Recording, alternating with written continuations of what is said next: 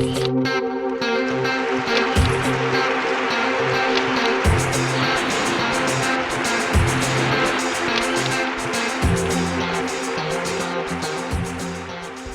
a stylist, you're on your feet the entire time that you're working with your clients. And what happens to your circulation is it actually starts to pull down in your feet. What that does is slow down your circulation and makes your heart have to work harder. What you want to do is use every one of the ways that your body uses to circulate blood through your body.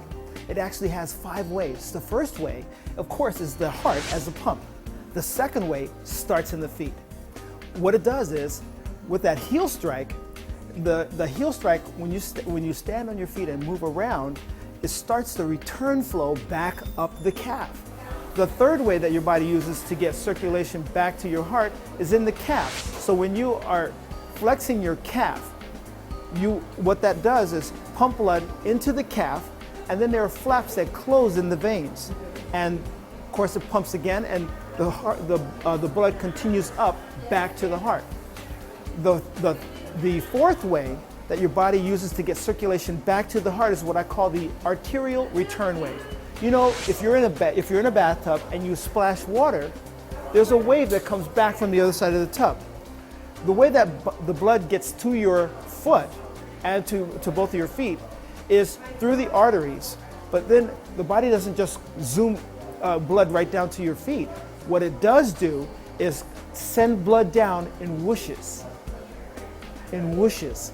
So that return whoosh is part of what helps blood get back to your heart. And finally, when it gets into your abdomen, what happens is your flexible rib cage expands when you take a nice big deep breath, and there's a vacuum that gets created and it helps to pull blood into the abdomen and finally into the bottom of the heart, where it begins the process of circulation all over again. If you stand on your feet all day, you lose that hip action and the heel strike, and you lose some of the calf movement that would help blood get back to your heart.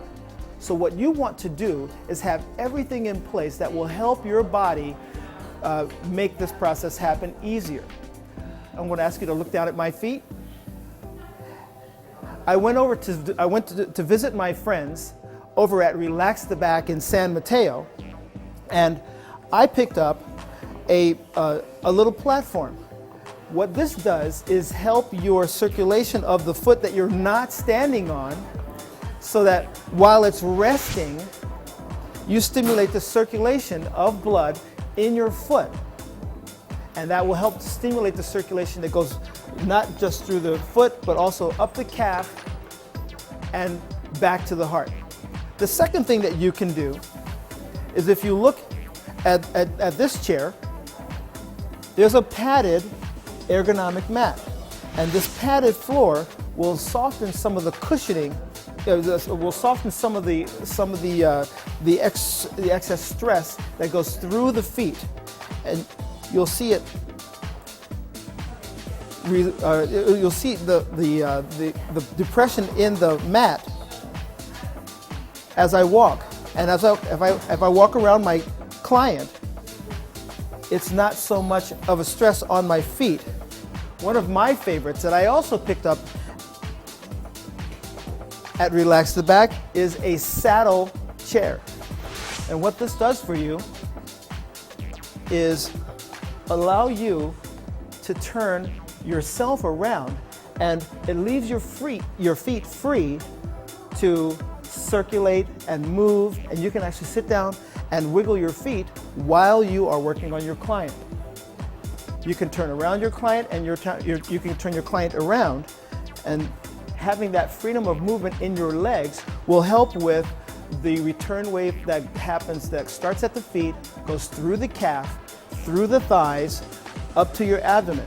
With your shoulders up and back, every time you're cutting or styling, what that will do for you is keep circulation moving, and it will not make your feet swell. It will help circulation go, and your feet will feel fantastic at the end of the day. A stylist's workday can actually be very, very long. You take a typical Saturday, you may start your appointments as early as 7 or 8 in the morning and continue on until 7 or 8 at night. How do you keep your energy?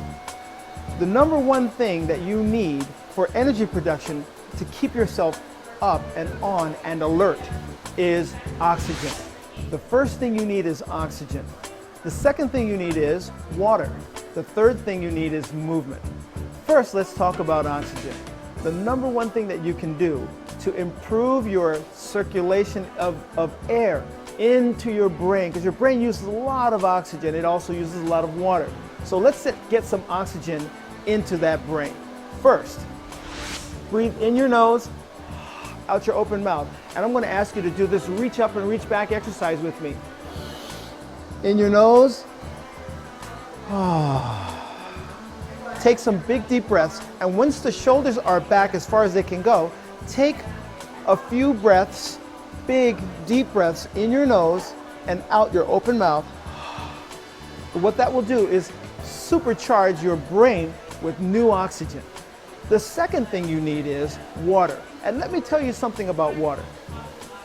Plain water is easy for your body to digest. If you have something like tea or coffee, your body has to actually use way more water to process this tea than it would if it was only processing a glass of water. So what you want to do is have as much plain water as possible. This happens to have ice in it. However, if you have water at room temperature, your body doesn't have to work harder to make it at body temperature. So one thing that you want to do is limit your amount of tea that you drink. If you have tea, have at least 1 extra glass of water every day. The third thing you want to do is make sure that your body's energy production system is moving, and your body needs movement. If you stay in one place and just spin your client around, and while you stay in one place, what that does for your body is prevent its energy production system from working. So I'm going to ask you to watch my hips, and every few minutes I'm going to twist my hips from left to right. I'm going to do the salsa at work, and your clients will love it. So the hip twist, the breath, and sufficient amount of water. How much water should you have? I like to say that on a cool day without exercise, I want to have at least 1/2 my body weight in ounces. So if I weigh 150 pounds, I'm going to drink at least 75 ounces. If it's a warm day, I'm going to add an extra glass or two. If I'm working a lot, I'm going to add an extra glass or two. What this will do for you is keep your body and your brain well hydrated. The movement will keep your circulation going, and part of that, the blood's way of delivering energy and oxygen to your brain will continue to go on. Those three things together will give you all the energy you need, along with your good nutrition. When I'm looking at someone's posture, I look to see where things are balanced. The first thing that I look for is where the shoulders are and where the rib cage is up here at the top. In an ideal and perfect world, the top of your rib cage in the front and the top of your back would be level with each other. That means your rib cage should be this much higher. There are some muscles that attach to the top of the rib cage that are attached to the shoulder blades. So part of what you want to do is give your body more flexibility in the front of your chest and shoulders, and more strength in your upper back. Number one thing that you can do is raise your arms so that your elbows are the same height as your shoulders. With your body upright like this, reach back as far as you can possibly go. Squeeze the shoulder blades together. Let's call that number 1, 2, and we're going to do 20 all together. 4, 19, and 20. Leave your shoulders back.